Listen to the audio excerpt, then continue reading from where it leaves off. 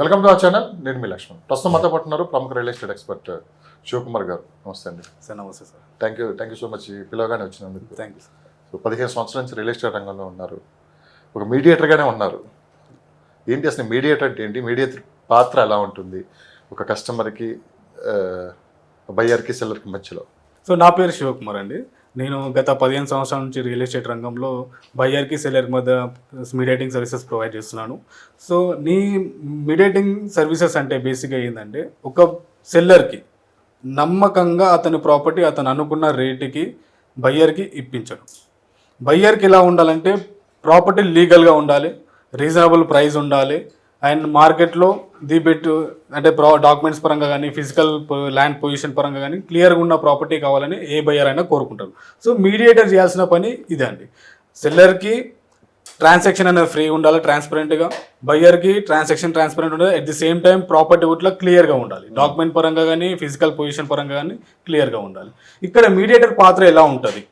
ఒక మీడియేటర్ పాత్ర ఏంటంటే, ముందుగా ఏ రంగంలోనైనా సరే తీసుకుంటే మనము ఒక సెల్లర్కి బయ్యర్, అది ప్రాపర్టీ అవనివ్వండి, వేరే కమోడిటీ కానీ, గూడ్స్ కానీ, ప్రోడక్ట్ కానీ, ఏ ప్రోడక్ట్కైనా బయ్యర్కి సెల్లర్కి మధ్య యాక్టివిటీ ఏదైతే ఉంటుందో అతని మీడియేటర్ అని అంటారు.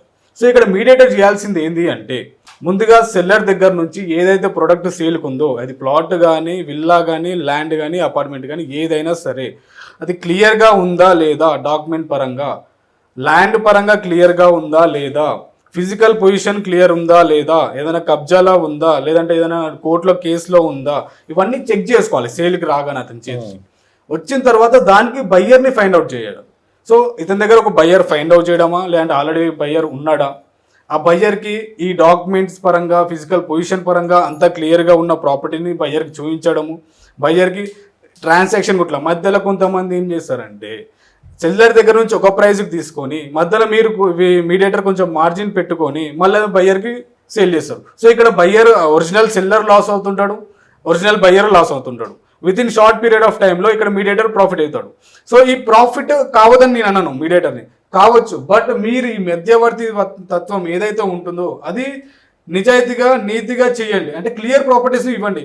బయ్యర్స్కి మీ మార్జిన్ తీసుకున్న తర్వాత కూడా కొంతమంది బయ్యర్స్కి మీడియేటర్స్ కొంతమంది ఏం చేస్తారంటే, లీగల్గా లేని డాక్యుమెంట్స్ సేల్ చేయడం జరుగుతుంది, పొజిషన్ క్లియర్ లేని ప్రాపర్టీస్ సేల్ చేయడం జరుగుతుంది. కొన్ని కోర్టుల కేసు ఉన్నాయి, అంటే కోర్టుల కేసు ఉన్నాయి అంటే రిజిస్ట్రేషన్ కావాలనుకోండి, బట్ కొన్ని ప్రాపర్టీస్ డిస్ప్యూట్ ఉంటాయి, అన్నదమ్ముల పంచాయతీలు కానీ, పాలల పంచాయతీలు కానీ, ఇలాంటివి సేల్ చేయడం జరుగుతుంది. తర్వాత అది కబ్జా ప్రాబ్లం వస్తుంది. సో బయ్యర్ ఇప్పుడు కొన్నప్పుడు రిజిస్ట్రేషన్ అయ్యేంత వరకు బాగానే ఉంటుంది, తర్వాత ప్రాబ్లం వస్తుంది. ఈ ప్రాబ్లం ఫేస్ చేయొద్దంటే ఈ మీడియేటర్ ఏంటంటే, పొజిషన్తో సహా క్లియరెన్స్ చూసుకున్న తర్వాతనే బయ్యర్కి ప్రాపర్టీ సేల్ చేయించాలి. సేల్ చేసిన తర్వాత కూడా ఈ మీడియేటర్ అనే వ్యక్తి ఆ ప్రాపర్టీ అతని పేరు మీద ఉన్నంత వరకు, ఎవరైతే ఇతని దగ్గర కొంటారో అతని పేరు మీద ఆ ప్రాపర్టీ ఉన్నంత వరకు కంప్లీట్ బాధ్యత అనేది తీసుకోవాలి. ఎందుకు తీసుకోవాలి? ఇతను ఫ్రీ ఆఫ్ కాస్ట్లో ఏం సర్వీస్ చేయలేదు కదా. ఇతని దగ్గర సర్టన్ పర్సంటేజ్ అనేది తీసుకుంటాడు, బయ్యర్ దగ్గర సర్టన్ పర్సంటేజ్ అనేది తీసుకుంటాడు. ఆ పర్సంటేజ్ తీసుకునే దీనికోసము ఇతను సర్వీస్ ఇవ్వడానికి, ఆ సర్వీస్ క్లియరెన్స్ లేనప్పుడు ఇతను ఏదైతే ప్రాపర్టీ ఇప్పించాడో ఆ ప్రాపర్టీకి ఏదైనా ఇష్యూ వస్తే ఈ మీడియేటర్ అనే పర్సనే రెస్పాన్సిబిలిటీ తీసుకోవాలి దానిపైన ఖచ్చితంగా. ఫర్ ఎగ్జాంపుల్ ఏంటంటే, రీసెంట్ హైడ్రా వచ్చింది మన హైదరాబాద్కి. ఇదైతే క్లియర్ కట్ అందరికి ఐడియా ఉంటుందని చెప్తున్నాను. హైదరాబాద్లో హైడ్రా వస్తే మీడియేటర్ త్రూనే కదా ప్రాపర్టీస్ ఉన్న వాళ్ళు మ్యాక్సిమం మెంబర్స్. సో ఎవరైతే హైడ్రా వల్ల ప్రాపర్టీస్ లాస్ అయ్యారో వాళ్ళ పరిస్థితి ఏంటండి? ఇప్పుడు వాళ్ళకు ఎవరైనా ఈ మీడియేటర్ ఏమైనా వాళ్ళకు హెల్ప్ చేశారా? అట్లీస్ట్ ఒక ప్రాపర్టీ వాల్యూలో 25% అయినా హెల్ప్ చేయగలిగాడా? లేదు. అలా హెల్ప్ చేయలేనప్పుడు వీళ్ళకి కమిషన్ ఎందుకు ఇవ్వాలండి? సో కమిషన్ ఇచ్చినప్పుడు వీళ్ళు హెల్ప్ చేయాలి, వీళ్ళు కంప్లీట్ రెస్పాన్స్ తీసుకోవాలి. ఎందుకంటే వీళ్ళ ఫాల్ట్ అది. వీళ్ళు కరెక్ట్ ప్రాపర్టీ ఇప్పించినట్టయితే వాళ్ళు ఇవాళ హైదరాబాద్ వల్ల ప్రాబ్లం ఫేస్ చేసే వాళ్ళు కాదు కదా. కానీ మీరు అనేది మీడియేటర్ అందరిది తప్పే అని చెప్పి మాట్లాడుతున్నట్లు ఉంది. సో మీడియేటర్స్ కొంతమంది ఎలా ఉంటారంటే, ఆ సేల్ క్లోజ్ అయ్యే వరకే ఆ రిలేషన్షిప్ మెయింటైన్ చేస్తారు. సో తర్వాత నెక్స్ట్ వాళ్ళకున్న బిజీ కావచ్చు, తర్వాత వాళ్ళ పనులు వాళ్ళు పడిపోతారు. ఆ తర్వాత ప్రాబ్లమ్స్ ఫేస్ చేసేది ఎవడు? కొన్నాడు. దానికి బాధ్యత ఎవరూ తీసుకోరు. చట్టపరంగా కావచ్చు, లేకుంటే 15 సంవత్సరాల నుంచి మీరు మార్కెట్లో ఉంది, మీకు రెస్పాన్సిబిలిటీ అంటే ఇది ఉండదా? అంటే మీడియేటర్ మీద, ఒకవేళ మీడియేటర్ ద్వారా కొన్నాం కాబట్టి ఆ ప్రాపర్టీకి ఏదైనా ప్రాబ్లం వచ్చేప్పుడు అతని మీద యాక్షన్ తీసుకోవడానికి ఏం లేదా? సో ఇక్కడ నేను ఫస్ట్ ఆఫ్ ఆల్ ఒకటి క్లారిటీ, నేను అందరూ మీడియేటర్స్ని అనట్లేదు.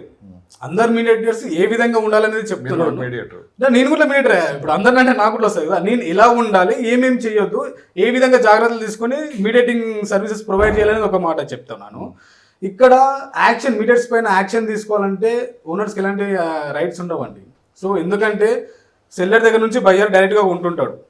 కొనేటప్పుడు మీడియేటర్ ఇక్కడ ఏం చేస్తాడంటే బేసిక్గా ఒక సెల్లర్ని ఒక బయ్యర్ని కనెక్ట్ చేస్తాడు అంతే. ఇక్కడ బయ్యర్ ఏం చేస్తాడు, ఏదైనా ప్రాపర్టీ డాక్యుమెంట్స్ అవన్నీ వాళ్ళ ఓన్గా చూసుకుంటారు. అలా వాళ్ళ ఓన్గా చూసుకున్నప్పుడు వీళ్ళకు మీడియేటర్ పైన యాక్షన్ తీసుకోవడానికి ఎలాంటి రైట్ ఉండదు కదా. అంటే ఆ విషయాలు కూడా మీడియేటర్ మీద డిపెండ్ అయ్యి చాలా మంది ఆ మీడియేటర్ని గుడ్డిగా నమ్మి ముందుకెళ్ళిన వాళ్ళు చాలా మంది ఉన్నారు. ఆ తర్వాత బోల్తా పడ్డోళ్ళు ఉన్నారు. అది ఎంతవరకు కరెక్ట్? అది మీడియేటర్ని ఎంతవరకు మనం తీసుకోవాలి, ఎంతవరకు పరిధి అనేది ఉండాలి వాళ్ళకి? సో మీడియేటర్ని మనము ప్రతి ఒక్క ప్రాపర్టీ అయినా సరే ఏదైనా సరే మనము హ్యూజ్ ఇన్వెస్ట్మెంట్ చేసేటప్పుడు మీడియేటర్ అనేది ఇంపార్టెంట్ అండి. బట్ ఎలాంటి మీడియేటర్, అతని బ్యాక్గ్రౌండ్ ఏంది, అతను ఎలాంటి సర్వీసెస్ చేశాడు, ప్రీవియస్ ట్రాన్సాక్షన్స్ ఎలా ఉన్నాయి అతనివి, సో ప్రజెంట్ చేసే ట్రాన్సాక్షన్ ఏ విధంగా జరుగుతుంది, అతను ఇన్ కేస్ అతని దగ్గర ప్రాపర్టీ ఉంటే మనకి ఏమైనా సెక్యూరిటీ ఇస్తున్నాడా, లీగల్గా అంటే అన్నాడు ఒక బాండ్ పేపర్ మీద ఏమైనా సెక్యూరిటీ ఇవ్వగలుగుతున్నాడా, ఇది చెక్ చేసుకోవాలండి. ఫర్ ఎగ్జాంపుల్ మేమే ఉన్నాము, సో మేము గత 15 years నుంచి ఉన్నాము. 10 years వరకు మేము ఎలాంటి ప్రికాషన్స్ తీసుకొని కస్టమర్ బయర్కి కానీ సెల్లర్ కానీ మేమేమి సెక్యూరిటీ ఇవ్వలేదు. సో మేము ఈ 10 years గ్యాప్లో ఏం చేసామంటే చాలా ప్రాబ్లమ్స్ చూసాం. అంటే ఎవరైతే బయర్స్ ఉంటారో వాళ్ళు కొన్ని ప్రాబ్లమ్స్ ఫేస్ చేయడం చూసాం. సో ఇవన్నీ మేము కన్సిడర్ చేసుకొని 2020లో మేము కొన్ని సర్వీసెస్ అయినా యాడ్ చేసుకొని ఒక ప్రైవేట్ లిమిటెడ్ ఫర్మ్ లాగా మేము క్రియేట్ అయ్యి మేము కొన్ని సర్వీసెస్ ఇస్తున్నాం. ఏంటంటే document verification, property cleaning, property boundary, property qualifying, packers and movers, investment security certificate. ఇందులో ఈ ఇన్వెస్ట్మెంట్ సెక్యూరిటీ సర్టిఫికేట్ అనేది మోస్ట్ ఇంపార్టెంట్ అండి ఒక ఇన్వెస్టర్కి, బయ్యర్కి. రేపటి నాడు ఆ ప్రాపర్టీ మా త్రూలకు ఉన్నాడు, రేపటి నాడు ఆ ప్రాపర్టీ మిస్ అయ్యారు, లీగల్గాను ఇల్లీగల్ ఇష్యూ వచ్చి ఏదో ఒకటి ప్రాబ్లం వచ్చి ప్రాపర్టీ మిస్ అయ్యాడు, అలాంటప్పుడు మేము ఇచ్చిన సెక్యూరిటీ సర్టిఫికేట్ త్రూలా వాళ్ళకు ఆ ప్రాపర్టీ మిస్ అయితే ఆ ప్రాపర్టీ వాల్యూ అనేది మేము పే చేస్తున్నాం. సార్ మొత్తం హైదరాబాద్ మీడియేటర్లు ఎంతమంది ఉన్నారు మీ అంచనా ప్రకారం? ఇంటికి ఒకరు ఉన్నారండి హైదరాబాద్ లో.